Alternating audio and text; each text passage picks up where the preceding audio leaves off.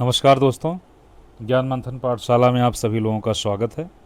आज हम हिंदी व्याकरण के कुछ महत्वपूर्ण वस्तुनिष्ठ प्रश्नों को हल करने का प्रयास करेंगे जो सभी एग्जाम्स के लिए बहुत ही महत्वपूर्ण है। तो चलिए शुरुआत करते हैं। पहला क्वेश्चन है, इनमें से हिंदी की आदि जननी कौन है?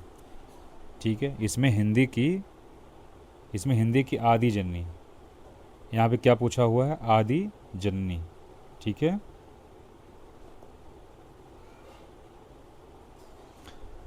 आदि जननी पूछा हुआ है। तो ऑप्शन देख लेते हैं। ए अपभ्रंश, सी संस्कृत, बी प्राकृत, डी पाली। ठीक है, बताइए इस क्वेश्चन का सही जवाब क्या होगा?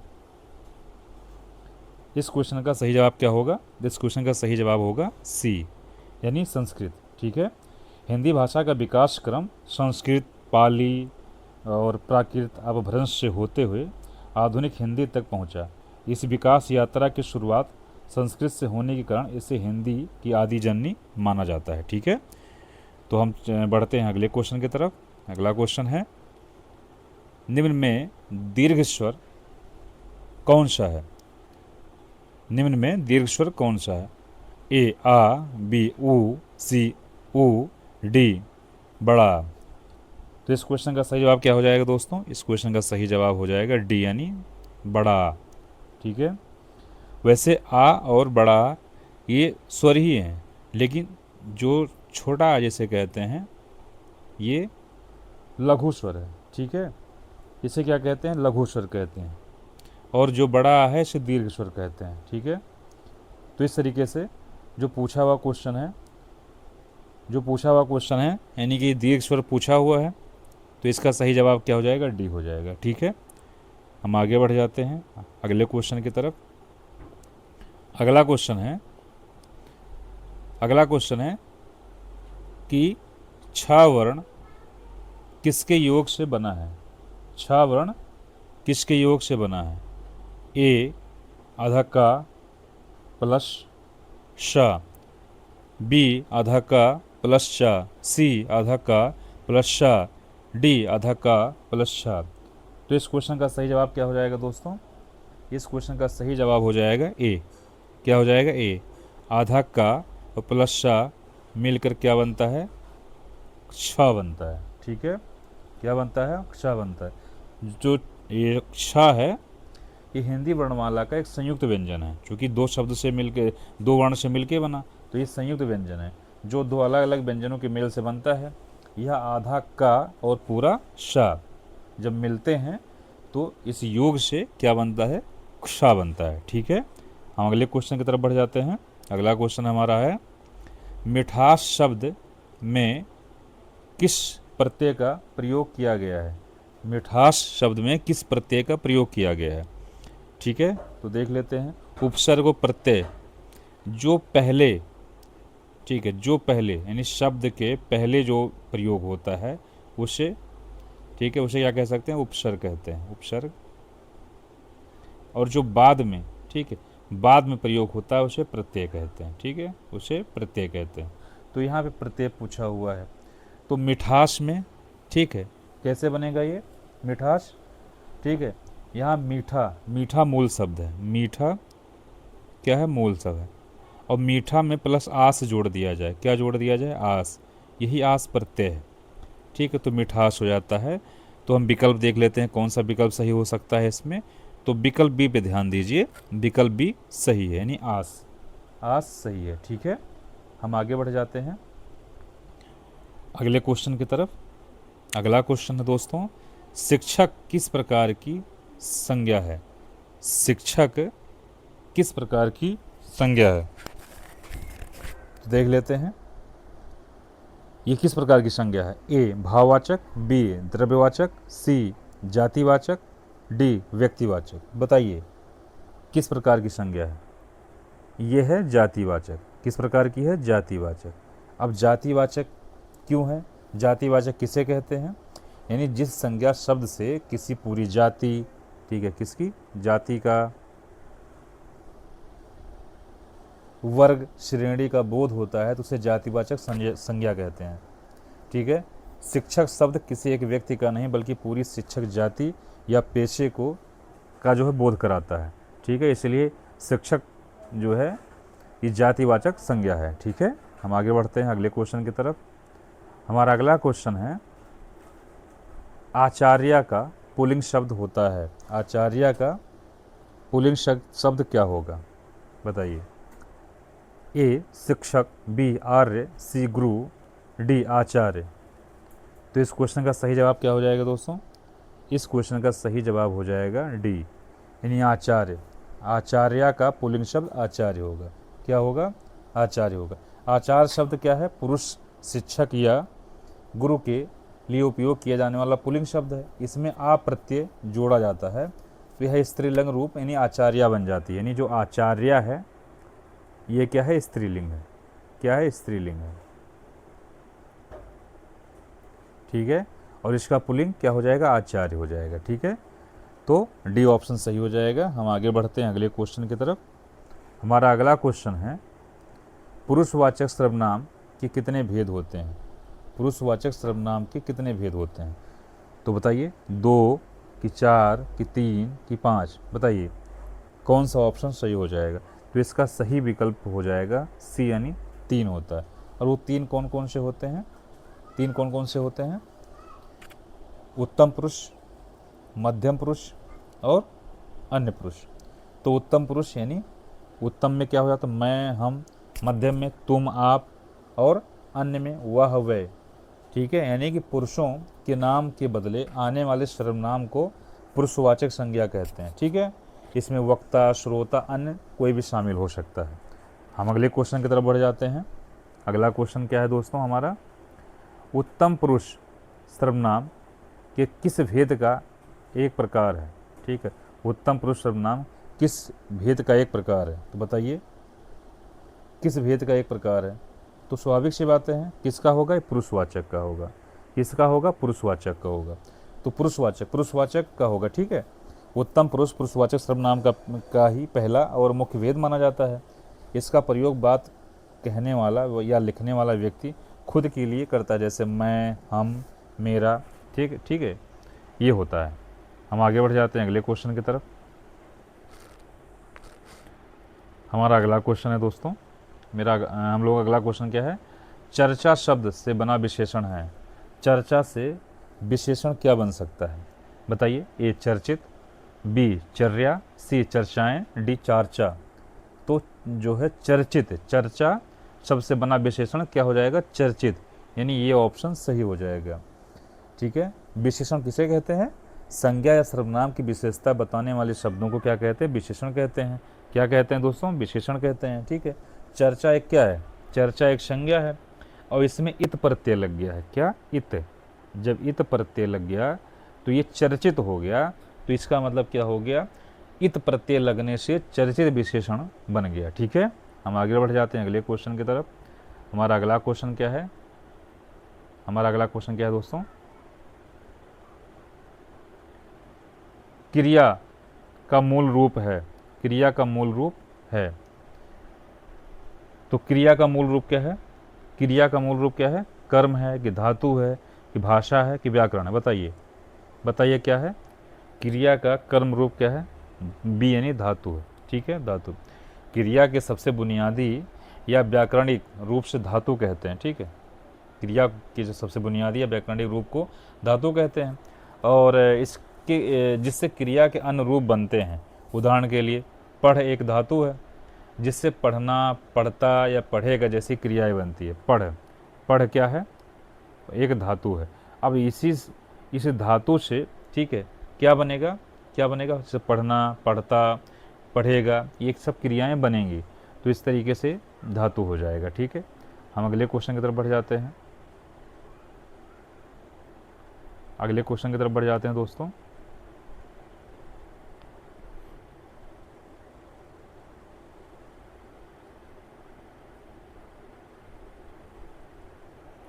हमारा अगला क्वेश्चन है आम खाया जाता है। आम खाया जाता है, इस वाक्य में कौन सा वाच्य है? बताइए, इस वाक्य में कौन सा वाच्य है? ए भाववाच, सी क्रियावाच, डी कृतवाच और डी कर्मवाच। बताइए इस क्वेश्चन का सही जवाब क्या हो जाएगा। क्योंकि आम खाया जाता है तो आम किसी के द्वारा खाया जा रहा है, तो इसमें क्या हो जाएगा, ये हो जाएगा कृतवाच। क्या हो जाएगा, कृतवाच हो जाएगा कि कर्मवाच, नहीं कर्मवाच हो जाएगा। ठीक है, क्या हो जाएगा, डी ऑप्शन सही हो जाएगा, ये कर्मवाच हो जाएगा। यानी कि जिस वाक्य में क्रिया का मुख्य संबंध कर्ता से न होकर कर्म से है, तो यानी आम यहाँ पे क्या है, कर्म है। ठीक है, कर्म से है तो क्या हो जाता है, वहाँ कर्ता कर्मवाच्य हो जाता है। और इस वाक्य में जो आम है यानी क्या है, कर्म है, यानी कर्म प्रधान है, और क्रिया उसी के अनुसार यानी खाया जाता है बदला है। ठीक है, तो ये डी ऑप्शन सही हो जाएगा। हम अगले क्वेश्चन की तरफ बढ़ जाते हैं। जानने की इच्छा के लिए, जानने की इच्छा के लिए एक शब्द है। ठीक है, जानने की इच्छा के लिए एक शब्द क्या है दोस्तों, जिज्ञासा, अभिलाषा, आशा की इच्छा। तो इस क्वेश्चन का सही जवाब क्या हो जाएगा, ए यानी जिज्ञासा। जानने की इच्छा के लिए एक शब्द जिज्ञासा है। ठीक है, जो अनेक शब्दों के लिए एक शब्द होता है, ठीक है, वो मतलब यह कहते हैं कि किसी विषय की गहराई को जानने या सीखने की जो होती है उसे जिज्ञासा कहते हैं। ठीक है, तो जिज्ञासा हो जाएगा। इस प्रकार जानने की इच्छा रखने वाले व्यक्ति को क्या कहेंगे, यहाँ पे इच्छा है, जानने की इच्छा के लिए एक शब्द, अगर इसी को थोड़ा सा चेंज कर दिया जाए कि जानने का इच्छा रखने वाला या इच्छुक, तो इसका क्या हो जाएगा उत्तर, जिज्ञासु हो जाएगा। क्या हो जाएगा, जिज्ञासु। ठीक है, इच्छा रखने वाला या इच्छुक, तो सु यानी ये छोटाओं की मात्रा जो है लास्ट के शब्द में जुड़ जाएगी, यानी सा में जुड़ जाएगा, जिज्ञासु हो जाएगा। ठीक है, हम अगले क्वेश्चन की तरफ बढ़ जाते हैं। हमारा अगला क्वेश्चन क्या है देख लेते हैं। अगला क्वेश्चन है, जो संविधान के अनुकूल ना हो वाक्य के लिए सही शब्द कौन सा है। जो संविधान के अनुकूल अगर नहीं होगा उस वाक्य के लिए सही शब्द क्या है, संवैधानिक है, तो यानी कि वो क्या कहते हैं उसे, वो संविधान के अनुकूल है। राजनीतिक होगा नहीं, असंवैधानिक, और डी अराचक। तो सी ऑप्शन पे ध्यान दीजिए, असंवैधानिक होगा। असंवैधानिक का मतलब क्या है, जो व्यवस्था, कानून या नियम जो देश के संविधान के दायरे, ठीक है, या नियम के विपरीत होते हैं उसे असंवैधानिक कहते हैं।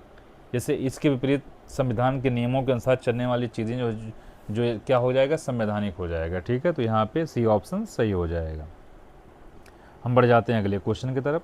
रास्ता देखना, रास्ता देखना मुहावरे का क्या अर्थ है। रास्ता देखना मुहावरे का क्या अर्थ है। ए निराशा होना, बी प्रतीक्षा करना, सी पता लगाना, डी समय नष्ट करना।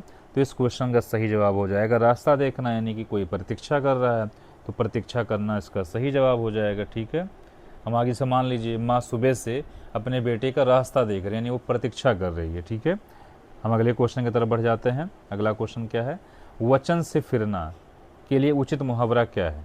ठीक है, इसके लिए उचित मुहावरा क्या है बताइए।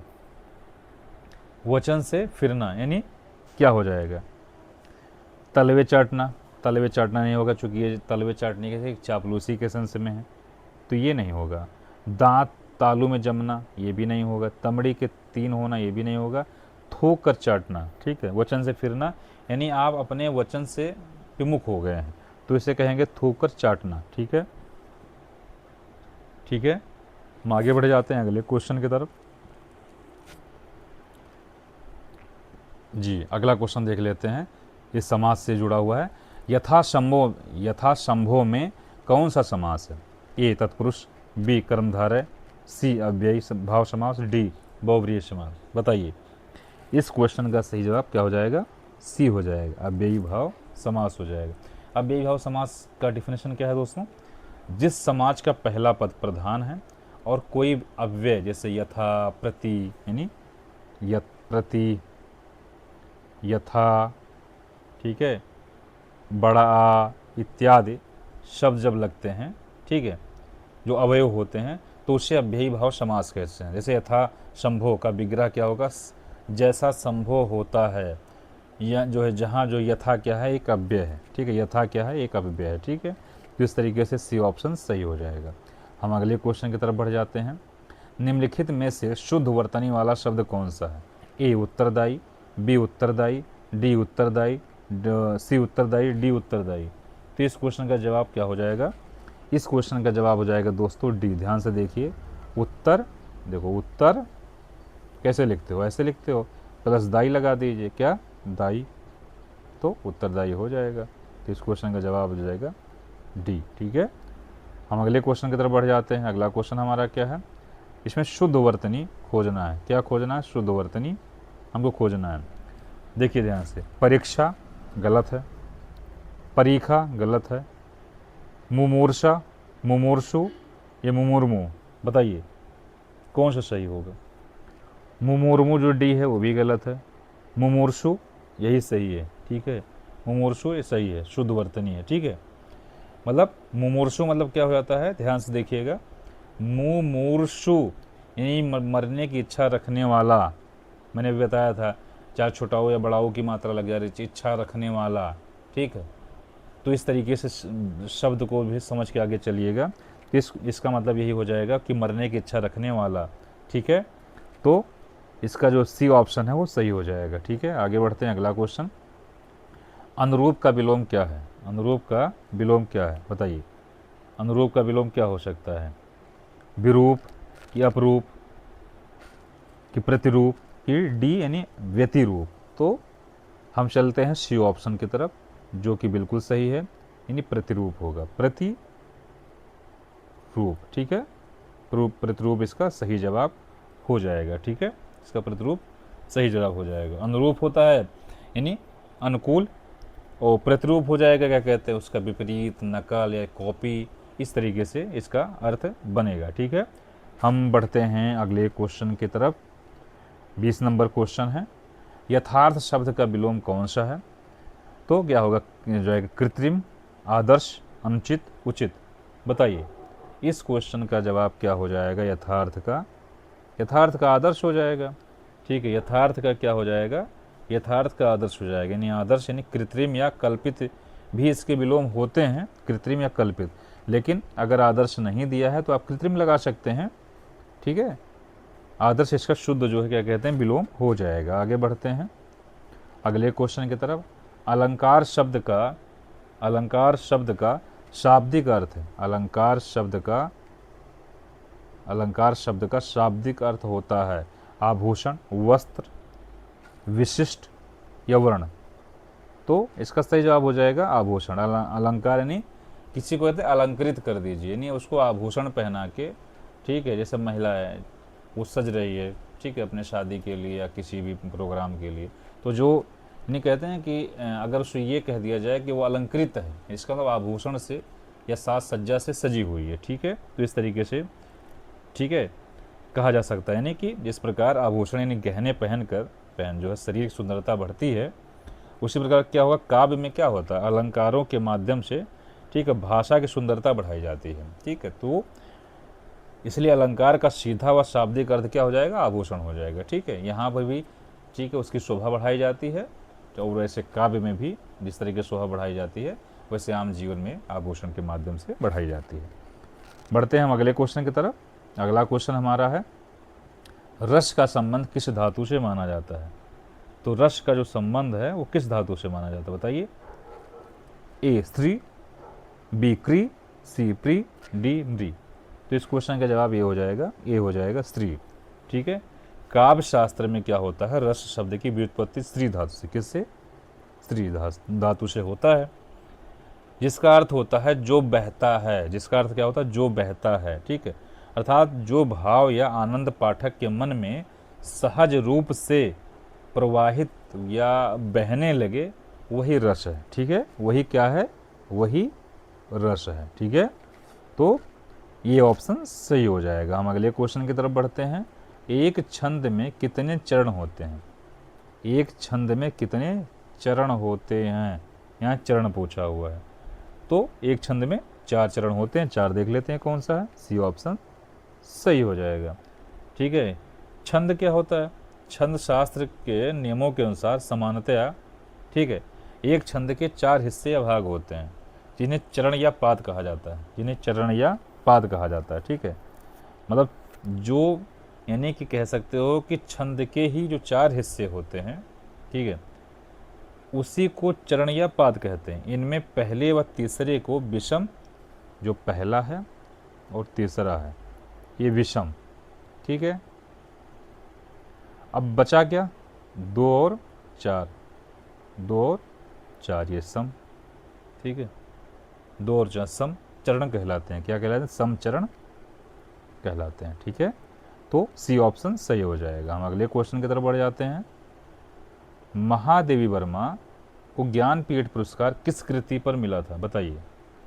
ए यामा, बी नीरजा, सी दीपशिखा, डी श्रृंखला की कड़ियाँ। तो बताइए, चूंकि महादेवी वर्मा क्या है, महादेवी वर्मा छायावादी, ठीक है, प्रमुख कवयित्री रही हैं। और जो है 1982 में 1982 में यामा कृति के लिए, यामा के लिए, यानी ये ऑप्शन यामा के लिए उनको सर्वोच्च ज्ञानपीठ पुरस्कार दिया गया था, ठीक है। हम अगले यानी नेक्स्ट क्वेश्चन और लास्ट क्वेश्चन की तरफ बढ़ जाते हैं। नाला ये लास्ट क्वेश्चन है, ठीक है। लास्ट क्वेश्चन क्या है, उर्वशी किसका काव्य है, बताइए। उर्वशी किसका काव्य है। ए रामधारी सिंह दिनकर, सी जयशंकर प्रसाद, बी महादेवी वर्मा, डी मैथिली शरण गुप्त। तो इस क्वेश्चन का सही जवाब हो जाएगा दोस्तों ए रामधारी सिंह दिनकर, रामधारी सिंह दिनकर, ठीक है। उर्वशी जो है रामधारी सिंह दिनकर का काव्य है। रामधारी सिंह दिनकर ने क्या किया था, उर्वशी को क्या कहते हैं, उनकी जो ये कालजयी काव्य नाटक है, ठीक है। और इस उत्कृष्ट साहित्य के लिए दिनकर साहब को 1972 में 1972 में क्या दिया गया था, क्या दिया गया था, ज्ञानपीठ पुरस्कार दिया गया था, ज्ञानपीठ पुरस्कार दिया गया था। यानी आप यहाँ हिंदी पढ़ने के साथ साथ में कुछ जीके के तथ्यात्मक प्रश्न को भी आप हल कर रहे हैं, ठीक है। इस तरीके से हमारे 25 क्वेश्चन पूरे हुए। और आप कमेंट बॉक्स में कमेंट करके ज़रूर बताएं कि आपके इस 25 क्वेश्चन में कितने क्वेश्चन सही हुए। हम मिलते हैं अगले एक नए सेशन के साथ, ठीक है। तब तक के लिए, ठीक है, मस्त रहिए, पढ़ते रहिए, ठीक है। चलिए, आपने इतना समय दिया इसके लिए बहुत बहुत धन्यवाद।